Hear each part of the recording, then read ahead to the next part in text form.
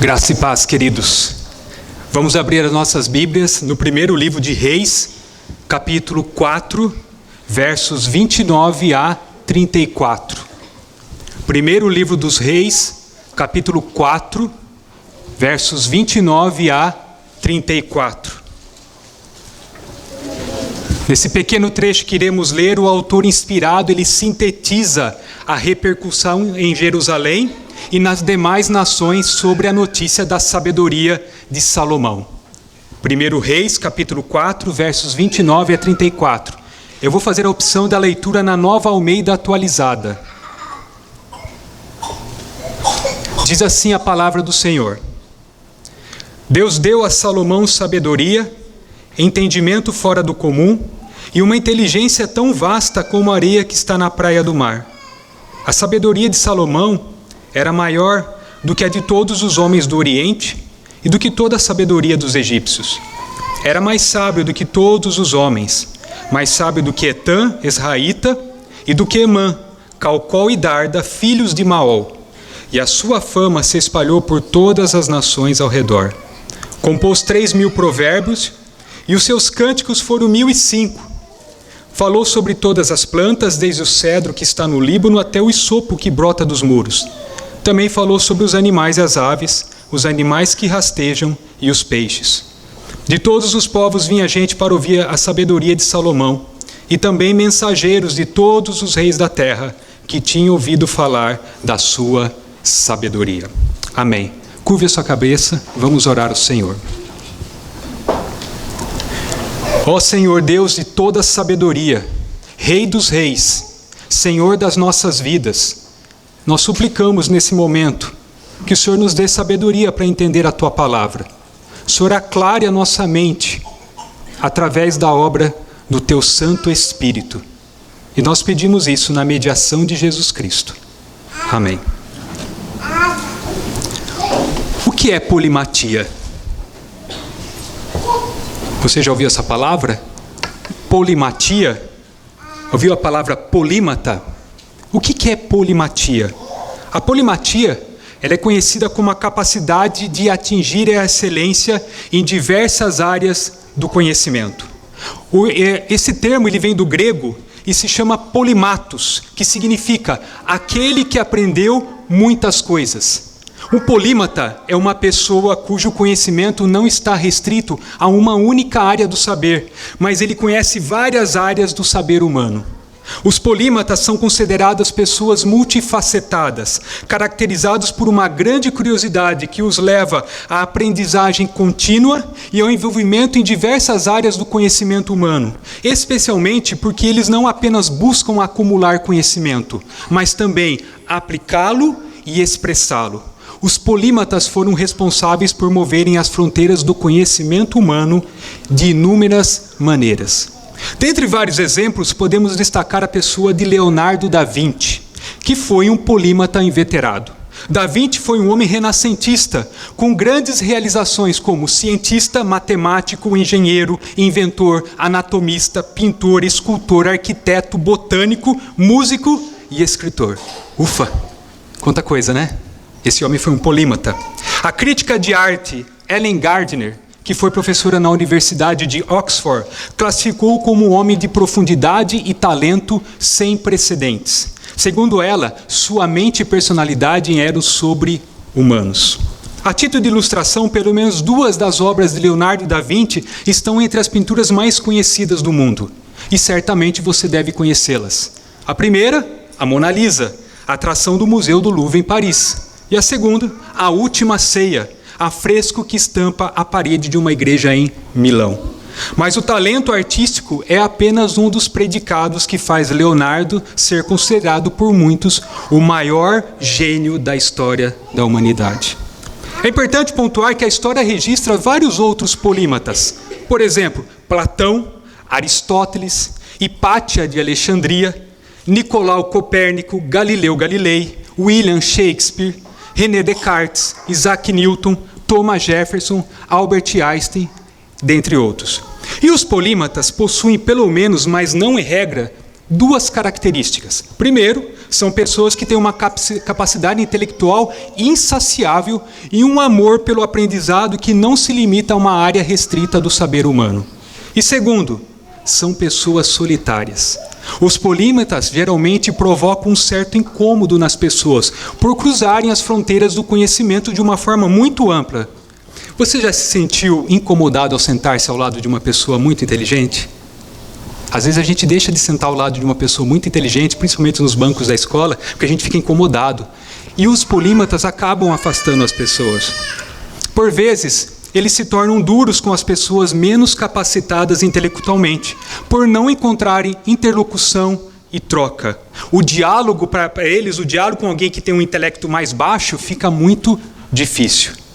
Mas, curiosamente, os historiadores e estudiosos, ao elencarem as várias personalidades que foram ou são polímatas, comumente não mencionam o nome do maior gênio da história da humanidade.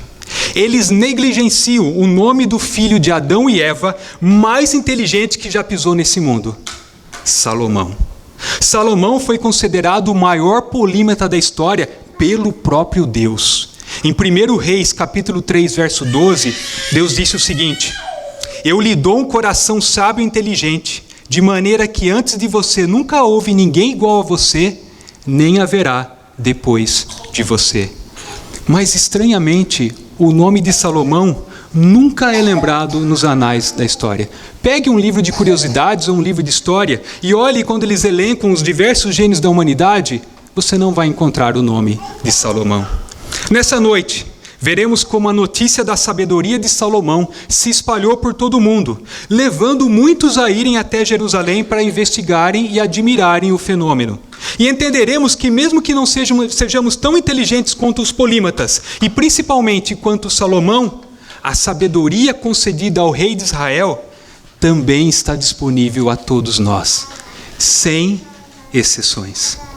Para tanto, meditaremos sobre o seguinte tema: a sabedoria incomparável e admirável do rei. A mensagem será dividida em 2 pontos. O primeiro ponto, nós vamos ver a sabedoria incomparável do rei, versos 29 a 33. E o segundo ponto, a sabedoria admirável do rei, verso 34. Vamos analisar o primeiro ponto, a sabedoria incomparável do rei, versos 29 a 33. O capítulo 3 termina com a sabedoria do rei sendo testada. Um caso foi aberto no tribunal dirigido por Salomão por 2 mulheres que moravam juntas em uma casa e tiveram um filho cada uma com 3 dias de diferença. Uma delas, supostamente, se deitou sobre o bebê durante a noite, de modo que ele veio a falecer. Agora, diante de Salomão, elas alegam ser a mãe verdadeira do infante que estava vivo. Salomão foi capaz de decidir o caso dessas 2 prostitutas com grande agudeza.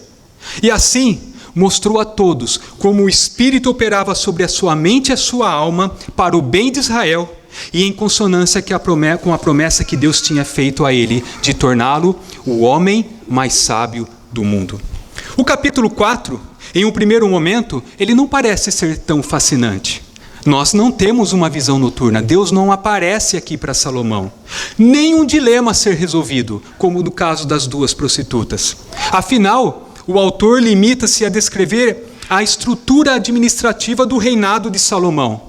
No entanto, o escritor tem um propósito bem definido a nos guiar por todos esses detalhes do reino. Mostrar como Salomão é claramente um gênio organizacional. Sob Salomão, o reino de Israel tornou-se um império de pequena escala, que agora exigia uma nova organização. Dessa forma, ele estabeleceu uma administração simples e eficiente. Você vê isso aí do capítulo 4, versos 1 a 19. Consequentemente, o reino de Salomão tornou-se rico, forte, próspero e gozava de paz. É interessante que nessa época a população de Israel aumentou significativamente e um quadro de felicidade idílica prevalecia por todo o reino. Não só a vida na terra de Israel era boa, a extensão da terra excedia até mesmo a promessa de Yahvé, pois Salomão governava todos os reinos, desde Eufrates até a terra dos filisteus, até a fronteira do Egito. Todos os povos traziam tributos e serviam a Salomão todos os dias da sua vida. Como resultado da enorme quantidade de recursos que chegavam a Israel, todo o povo foi abençoado. O autor nos informa aí no verso 20 que o povo de Judá e Israel comia, bebia e se alegrava. Embora todos os fatos descritos nos versos 1 a 28 aqui do capítulo 4 retratem bem a glória do reino de Salomão, essa não era a intenção primária do Senhor ao registrar esses detalhes da história. A Escritura não é um mero livro de história de homens. A Escritura não é um livro de biografias, mas é o livro da história de Deus redimindo homens.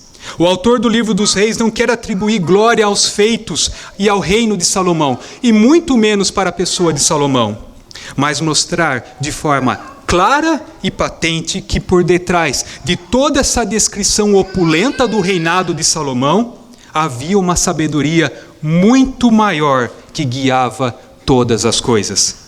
A sabedoria de Salomão não decorria de um conhecimento ordinário, organizacional ou estatal, mas da graciosa bondade de Deus. Veja o que diz o verso 29. Deus deu a Salomão sabedoria, entendimento fora do comum e uma inteligência tão vasta como a areia que está na praia do mar. Perceba, Deus deu a Salomão. Conforme o relato no capítulo 3, Salomão estava em Gibeão e o Deus gracioso apareceu a ele numa visão à noite, num sonho, e lhe fez uma oferta maravilhosa. Peça o que você quer que eu lhe dê. Salomão podia ter pedido muitas coisas, mas o que ele pediu? Sabedoria para fazer escolhas justas. Salomão reconheceu a grande tarefa de governar o povo. O texto diz que o povo era numeroso como não se podia contar. Não era possível contar o povo de tão numeroso que ele é. E também, Salomão reconheceu a sua incapacidade. Por isso, pediu sabedoria para cuidar do povo e para discernir entre o certo e o errado. E Deus não somente concedeu o pedido feito por Salomão, mas também lhe agraciou com outras benevolências que o rei não pediu: riqueza, glória e longevidade. Deus concedeu a Salomão uma sabedoria incomparável, uma sabedoria que nunca antes e nunca depois se viu na terra, exceto por um homem, Jesus Cristo. A sabedoria de Salomão não decorria dos seus estudos intensos, nem do seu intelecto e nem mesmo da sua genética. Ela foi concedida graciosamente pelo Senhor Deus. Após essa descrição da origem da sabedoria do rei, o autor no verso 29, ele descreve a amplitude dessa sabedoria, não somente com o intuito de mostrar a sua incomparabilidade, mas principalmente para demonstrar quão fielmente Deus cumpriu sua promessa de tornar Salomão o homem mais sábio do mundo. Veja novamente o verso 29. Deus deu a Salomão sabedoria, entendimento fora do comum e uma inteligência tão vasta como a areia que está na praia do mar. Deus deu sabedoria, entendimento e inteligência. Então, primeiramente, Deus deu a Salomão sabedoria, ou seja, a habilidade e o julgamento para aplicar corretamente o conhecimento às circunstâncias e situações da vida. Sabedoria é saber aplicar o conhecimento de forma prática, ou seja, nas situações concretas da vida. No capítulo 3, a sabedoria de Salomão foi testada na prática, quando ele foi capaz de decidir sobre o caso de 2 prostitutas. Deus também concedeu a Salomão entendimento. Algumas versões vão utilizar a palavra discernimento. Discernir é a capacidade de perceber a verdade que se espreita por trás das impressões iniciais, sejam palavras ou ações. Discernir é desvelar aquilo que está no âmago da alma e que muitas vezes não é expresso por palavras ou ações. O entendimento, ele intensifica a compreensão da sabedoria.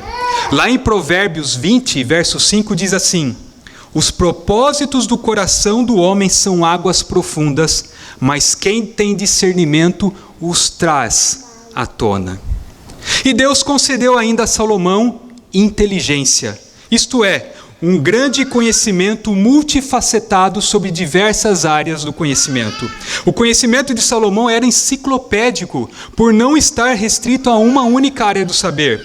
Comumente nós nos especializamos em uma área do conhecimento, engenharia, medicina, direito, filosofia, mas com Salomão era diferente. Por exemplo, ele era botânico, zoólogo, compositor, escritor, filosófico, dentre outras áreas do saber humano. Todo esse conhecimento é o que dá suporte à sabedoria e às suas decisões. Sabedoria, discernimento e inteligência são características que se interrelacionam, e Deus deu a Salomão de maneira tão vasta como a areia da praia. Esse era o tamanho da sabedoria de Salomão. Por isso era uma sabedoria incomparável. É claro que a sabedoria do rei não era infinita. Tanto é verdade que o autor compara com a areia que está na praia do mar. Nós não conseguimos contar a quantidade de areia que está na praia do mar. Mas ela tem um número certo. E Deus sabe o número certo de grãos de areia na praia do mar. Por isso que o autor está mostrando que não era uma sabedoria infinita. Só Deus é infinitamente sábio. Mas Salomão era sábio em uma medida que nenhum homem foi. Sua sabedoria era como a areia da praia. Essa analogia nos recorda o motivo principal do pedido de Salomão. As pessoas sob o seu governo eram numerosas demais. No entanto, Deus deu a Salomão a sabedoria proporcional e suficiente para o cumprimento do seu chamado. Ele tinha sobre os seus ombros um governo de um povo tão numeroso que não podia contar. Por isso Deus lhe concedeu uma sabedoria tão vasta como a areia que está na praia do mar, que não é possível ao homem contar. Em seguida, a singularidade do rei, da sabedoria do rei, é demonstrada mediante a comparação com outras culturas da época e homens sábios. Perceba, o autor primeiro falou da amplitude da sabedoria de Salomão, agora ele vai falar da singularidade da sabedoria de Salomão. Versos 30 a 31, diz o seguinte: a sabedoria de Salomão era maior do que a de todos os homens do Oriente e do que toda a sabedoria dos egípcios. Era mais sábio do que todos os homens, mais sábio do que Etã, israelita, e do que Emã, Calcol e Darda, filhos de Maol, e a sua fama se espalhou por todas as nações ao redor. Primeiro, Salomão era mais sábio do que todos os homens do Oriente. Havia uma longa tradição de sabedoria no antigo Oriente Próximo. O Oriente era conhecido por seus sábios, seus astrólogos, seus mestres espirituais. Israel não tinha nenhum homem que se comparasse com os do Oriente, até que Salomão surgiu e ultrapassou todos eles. A sabedoria de Salomão era maior do que a sabedoria de todos os povos do Oriente. Nenhum sábio do Oriente se comparava a Salomão. Ele era superior a todos os gigantes intelectuais da época. Segundo, Salomão era mais sábio do que toda a sabedoria dos egípcios. A tradição de sabedoria do Egito sempre exerceu forte influência sobre Israel. Vários dos filósofos gregos antigos, por exemplo, Sócrates e Pitágoras, consideravam o Egito um lugar de sabedoria e filosofia. O próprio Moisés foi educado em toda a sabedoria dos egípcios. Entretanto, a sabedoria de Salomão excedia a sabedoria de todos os egípcios. Olha que interessante, queridos. O fato da sabedoria de Salomão exceder a sabedoria de todos os povos do Oriente e de toda a sabedoria do Egito é, na verdade, uma vindicação do fato de que o próprio Deus é superior a todos os outros deuses pagãos. Afinal, a sabedoria de Salomão provinha do próprio Deus de Israel. E terceiro, Salomão era mais sábio do que todos os homens de Israel. A sabedoria de Salomão era incomparável, mesmo diante dos grandes sábios de Israel.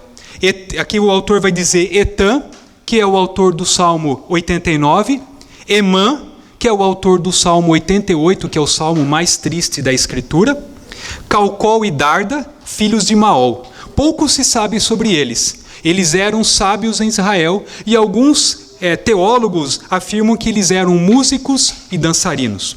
Aqui o autor está enfatizando que mesmo esses homens, hábeis em música, sabedoria e talvez dança, não eram páreos para o prodigioso Salomão. Em continuidade, o autor do livro passa a mostrar a incomparabilidade da sabedoria de Salomão, expondo seus grandes feitos na área do saber humano, através da sua imensa produção cultural.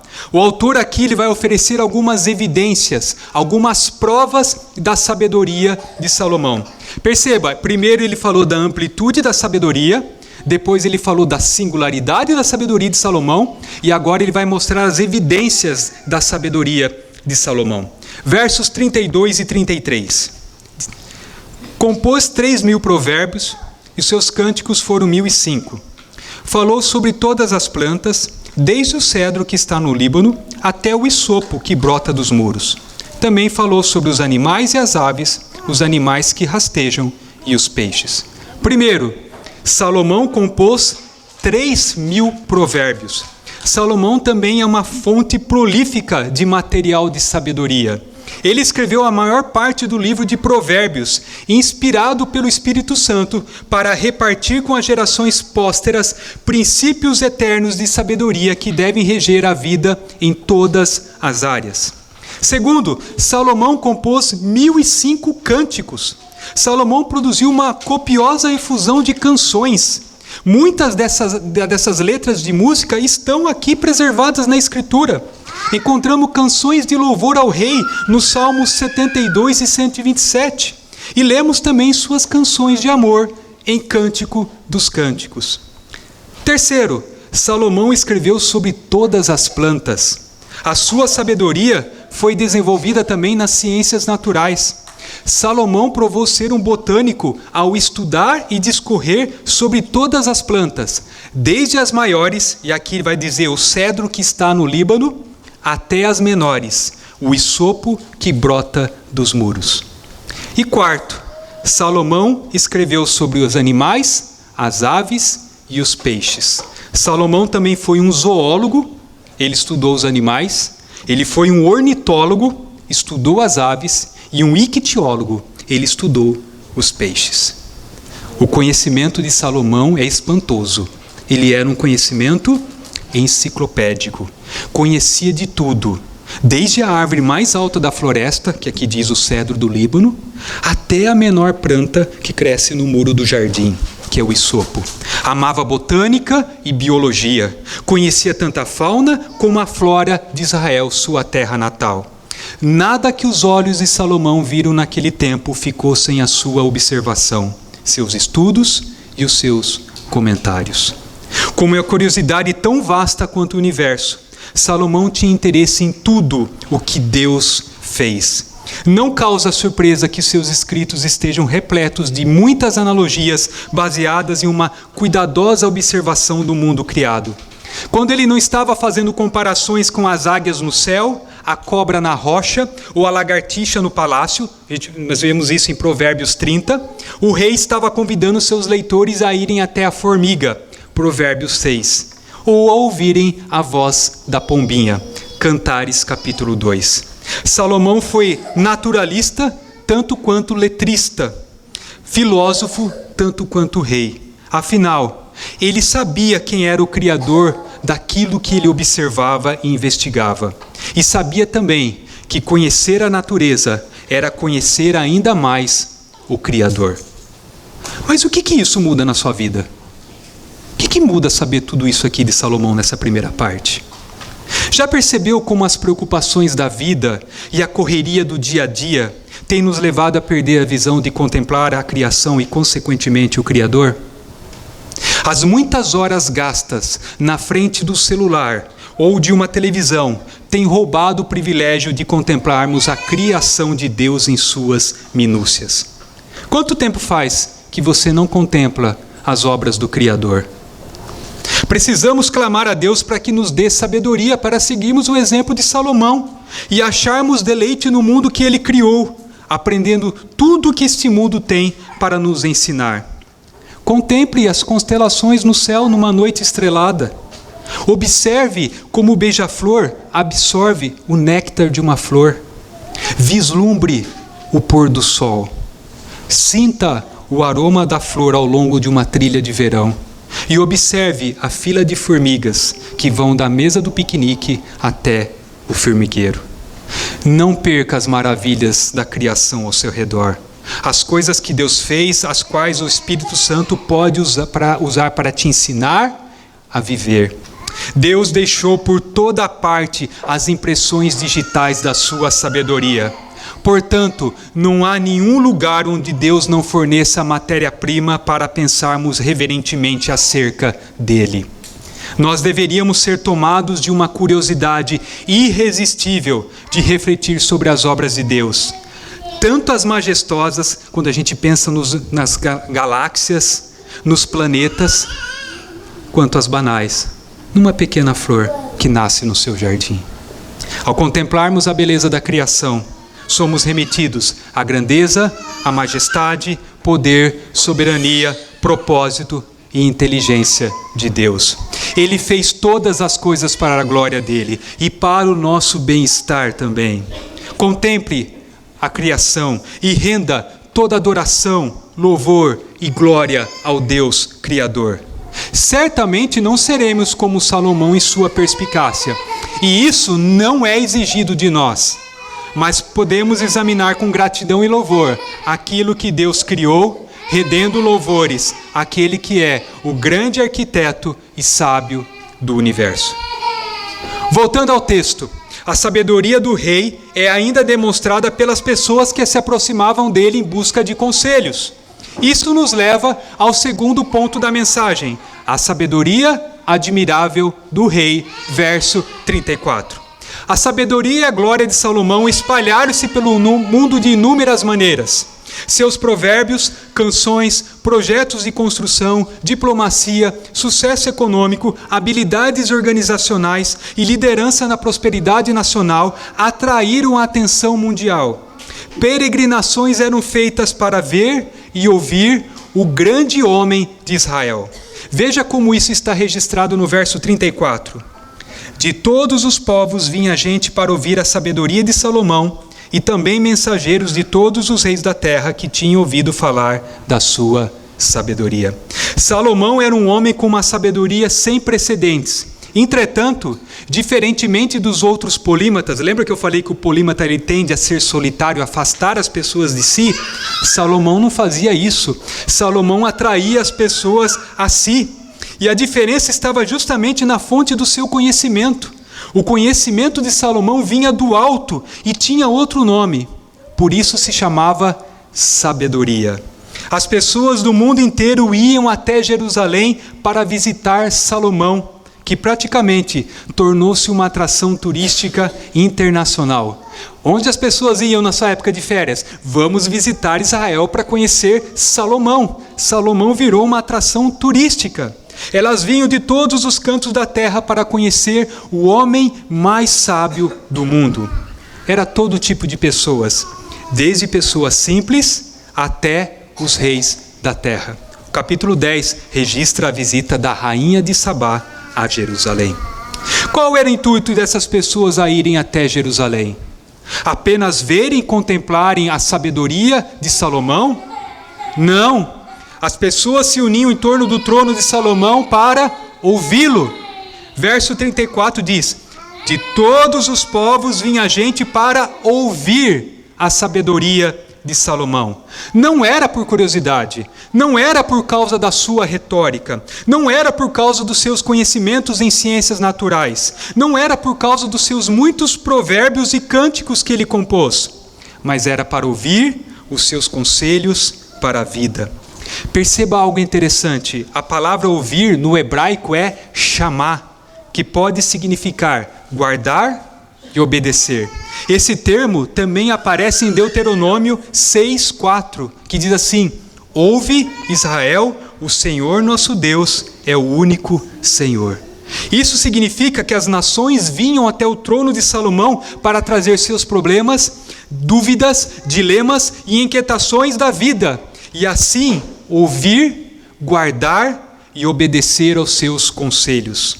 Salomão tinha sido dotado por Deus com uma sabedoria inigualável que ajudava todo aquele que seguisse aos seus conselhos a viver melhor. Não é isso que lemos no livro de Provérbios? Conforme Salomão ensina em Provérbios 2, aquele que tem o seu ouvido bem atento à sabedoria e inclina o seu coração ao entendimento, entenderá a justiça, o juízo e a equidade e será liberto do caminho do mal e do homem que diz coisas perversas. E muitos homens, inclusive reis, foram beneficiados quando pararam para ouvir a sabedoria de Deus revelada em Salomão. Mas não é só isso. A sabedoria de Salomão vinha de uma fonte tão profunda, que não se limitava apenas a essa realidade. Muitos foram em busca de conselhos para a vida, mas encontraram ali a verdade para suas vidas. Certamente, muitos peregrinos entenderam o temor do Senhor e acharam o conhecimento de Deus. É como Salomão ensina em Provérbios 2, versos 4 e 5. Se buscar a sabedoria como a prata, e a procurar como se procuram tesouros escondidos, então você entenderá o temor do Senhor e achará o conhecimento de Deus. E conhecer a Deus é conhecer a fonte de todo bem. Aqueles que foram ali tiveram as suas vidas transformadas por Deus, porque conheceram quem era a fonte de toda a sabedoria de Salomão, o Deus de Israel. Concluindo, queridos, como vimos na introdução desse sermão, Leonardo da Vinci foi um polímata inveterado. Ele fez grandes realizações no campo da ciência, da medicina, da engenharia e das artes. Ele foi um homem de profundidade e talento sem precedentes. Durante o desenrolar da história da humanidade, Deus capacitou muitas pessoas para moverem as fronteiras do conhecimento. Homens e mulheres que literalmente alteraram o rumo da história. Inventores, artistas, pensadores, cientistas, políticos, líderes espirituais. Cada um deles imprimiu a sua marca pessoal e revolucionou a maneira de pensar. E quando lemos a biografia desses polímatas, ficamos impressionados com a capacidade intelectual deles. Aliás, a sabedoria de Salomão nos deixa completamente deslumbrados. Mas impressionar é muito pouco. Afinal, quem se impressiona, logo se esquece.